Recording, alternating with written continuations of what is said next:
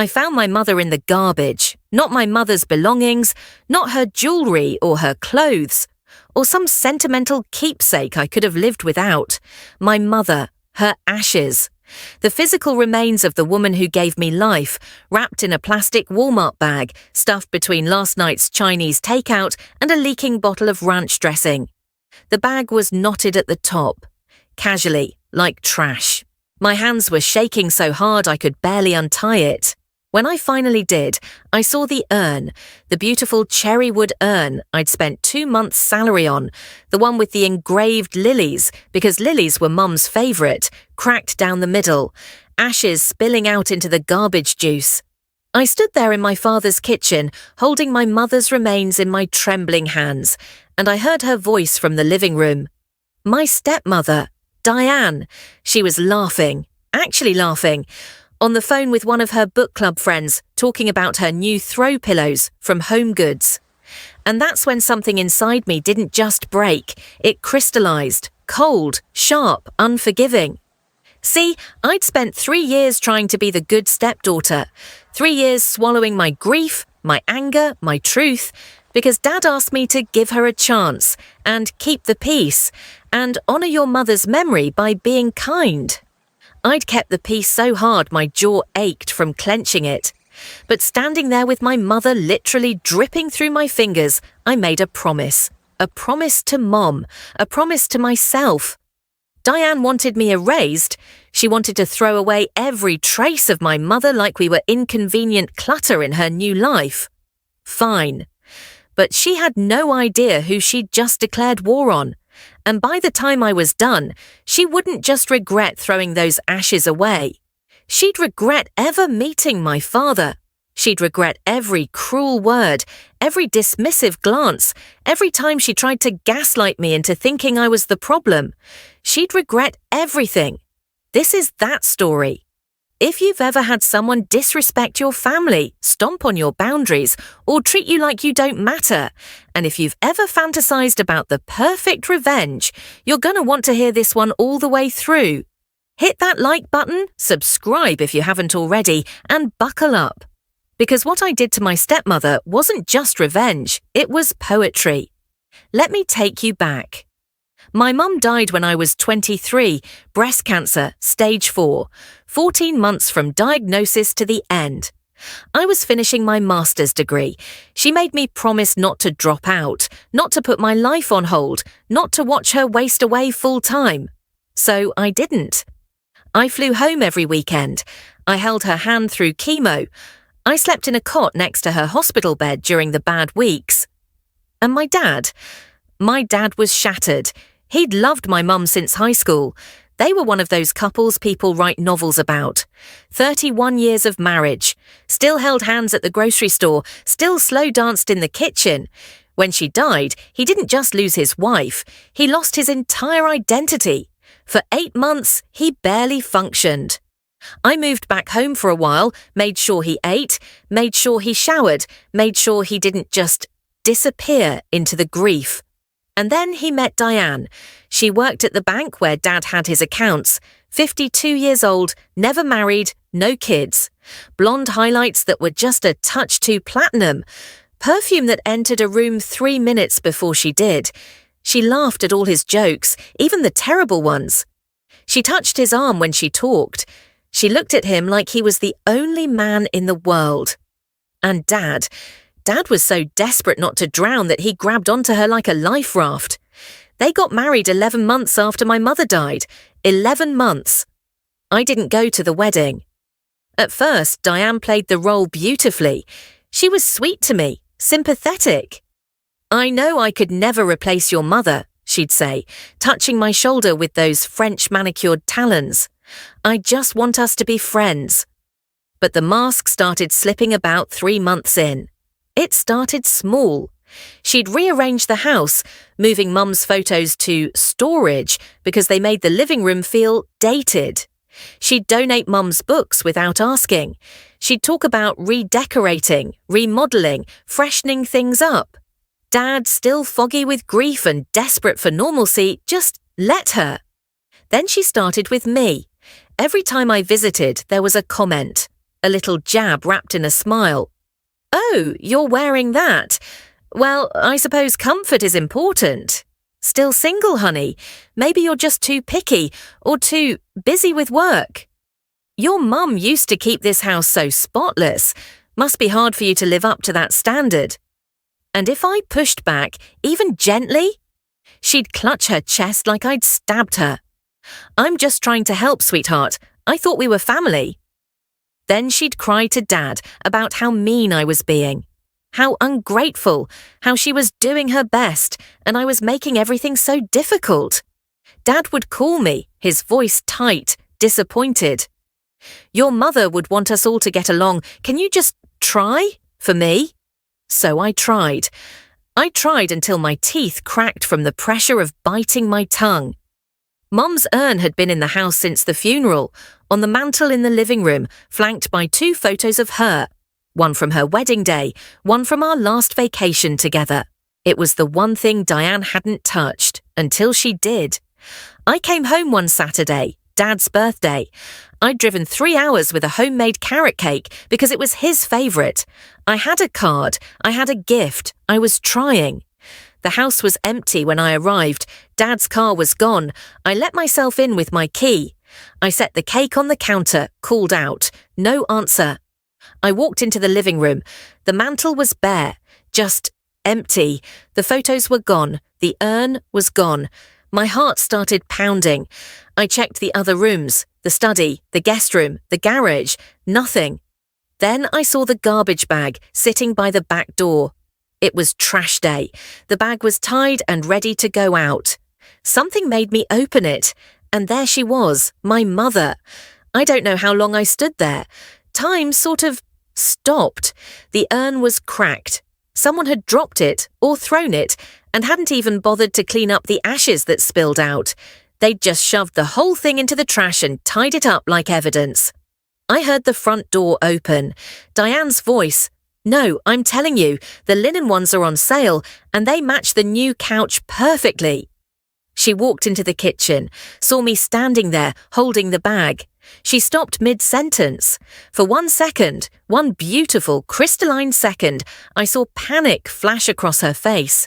Then she recovered, laughed, that tinkling, fake laugh.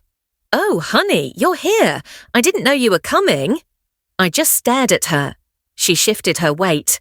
Her smile tightened. Is something wrong? I held up the bag. Where's my mother? She blinked. What? My mother's ashes, Diane. Where are they?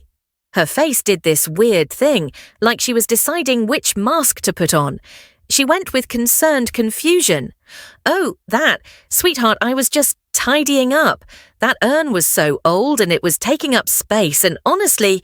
She lowered her voice conspiratorially. I think it was making your father sad.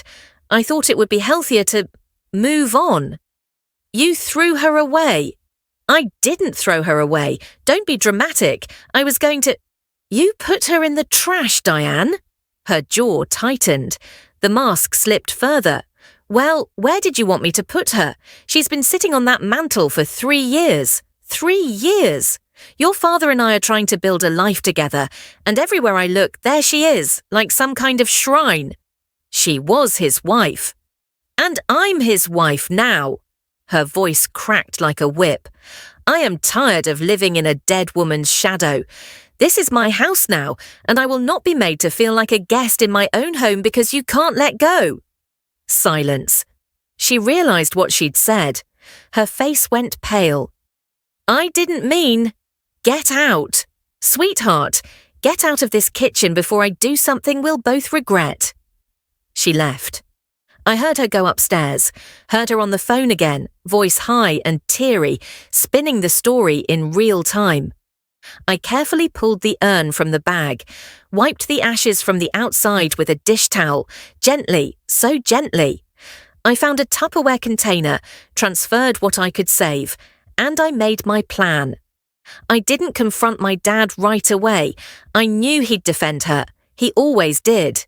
Instead, I went home. I cleaned Mum's ashes as best I could. I bought a new urn, simple, beautiful. I said a prayer I didn't know I still believed in, and then I started digging. See, I'm a forensic accountant. That master's degree I finished while Mum was dying, financial crimes and fraud investigation. I know how to find things people don't want found. And I had a hunch. Diane had never married, no kids, but she'd been working at that bank for 26 years. She had a house, paid off, a new Lexus, designer handbags. On a bank teller's salary, it took me 4 days. I requested public records. I pulled property deeds. I cross-referenced her employment history with financial databases I had access to through work. And there it was. Diane had been skimming, not big amounts, nothing flashy. Just a few hundred here, a few thousand there. Mostly from elderly customers. Customers who didn't check their statements closely. Customers who trusted her. She'd been doing it for years, 15 years to be exact. Over $280,000 funneled into offshore accounts and investment portfolios under shell LLCs. She'd gotten comfortable, sloppy, and I had everything. I didn't go to the police, not yet. First, I went to my father. I showed up at the house on a Wednesday evening, Diane's book club night. Dad answered the door with a confused smile. "Pumpkin, what are you doing here?" "We need to talk." I sat him down. I showed him the urn, the new urn, with Mum's ashes safely inside. I told him where I found the original. He went white. That's not possible. Diane wouldn't..." "Dad, I found her, in the trash." He crumpled. Just crumpled. "She said she was going to put the urn in the attic. She said it was making me too sad. She asked me. I said yes. I thought, she lied." He put his face in his hands. I gave him a minute. Then I slid the folder across the table. "There's more." I walked him through it. Every transaction, every account, every lie. By the end, his hands were shaking. "What do I do?" I looked him straight in the eye. "You leave her. You file for divorce, and then you let me handle the rest." Dad filed for divorce the next week. Diane lost her mind. She cried. She screamed. She begged. She threatened. She tried to say I'd manipulated him, that I was jealous, that I'd never accepted her. Dad's lawyer, my lawyer, actually, I'd hired him, had the prenup ready. Diane had signed one when they got married. She'd get nothing from the marriage.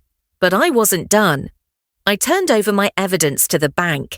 They launched an internal investigation. It took 6 weeks. Diane was fired, arrested, charged with embezzlement, wire fraud, and elder financial abuse. The local news picked it up. Her face was on TV. Her friends, those book club friends she'd been laughing with, vanished. She tried to call my father. He blocked her number. She tried to call me. I answered once, just once. "You destroyed me," she hissed. "No, Diane," I said, my voice calm. "You destroyed yourself. I just made sure everyone else could see it." "Your father will never forgive you for this." "My father already has, because unlike you, he knows what family actually means." I hung up. Diane's trial was 10 months later. I sat in the gallery, so did my father. We watched as the prosecutor laid out the evidence, every transaction, every victim, elderly people who'd trusted her, people who'd lost their savings, their security, their peace of mind. The jury deliberated for 3 hours, guilty on all counts. The judge sentenced her to 8 years in federal prison. As they led her out in handcuffs, she turned and looked at me. There was no rage in her eyes anymore, no defiance, just the hollow, empty realization that she'd lost everything. I didn't smile. I didn't gloat. I just held up my hand, and in it I held a photo. My mother's photo. The one from the mantel. Diane's face crumpled. And I turned and walked out. Here's the thing about revenge. People think it's supposed to feel good, like this rush of triumph, this electric high. But standing outside that courthouse, with my father next to me and my mother's ashes finally at peace in a safe place, I didn't feel triumphant. I felt quiet. Diane didn't just lose her freedom, she lost her reputation, her money, her friends, the man she'd manipulated into marrying her. She lost everything, the same way she'd tried to erase everything of my mother's, ashes to ashes. My dad and I didn't talk much on the drive home, but when we got to the house, his house now, just his, he pulled me into a hug. "I'm so sorry," he whispered. "I should have protected you. I should have protected her." "You were grieving, Dad. She took advantage of that." "You're so much like your mother," he said, "strong, unshakable." I smiled. She taught me well. We spread some of Mum's ashes in the garden that weekend. The rest we keep in the new urn, back on the mantel where she belongs. And sometimes, when I walk past, I swear I can feel her presence, proud, at peace, avenged. I don't regret what I did. Some people might say I went too far, that I should have just let karma handle it. But here's what I learned. Sometimes you have to be the karma. Sometimes standing up for the people you love, the people who can't stand up for themselves anymore, means getting your hands dirty. And sometimes the greatest act of love is making sure the people who hurt you never get the chance to hurt anyone else. So that's my story. If it gave you chills, if it made you feel something, hit that like button and let me know in the comments. Have you ever had to stand up to someone who tried to erase you or someone you love? What would you have done in my shoes?